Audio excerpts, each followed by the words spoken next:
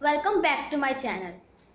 आज मैं आपको पेपर टैंक बनाना सिखाने जा रहा हूँ, तो इस वीडियो को एंड तक ज़रूर देखिएगा। और अगर आपको मेरी वीडियो पसंद आए तो मेरे चैनल किड्स श्रीका चैनल को लाइक, शेयर और सब्सक्राइब करना मत भूलिएगा। और सब्सक्राइब बटन पर क्लिक करने के बाद बेल आइकन पर प्रेस करके ऑल का ऑप्शन ज़रूर सिलेक्ट करिएगा, जिससे आप मेरी कोई भी अपडेट मिस ना कर सकें। तो चलिए देखते हैं ये पेपर टैंक कैसे बनता है।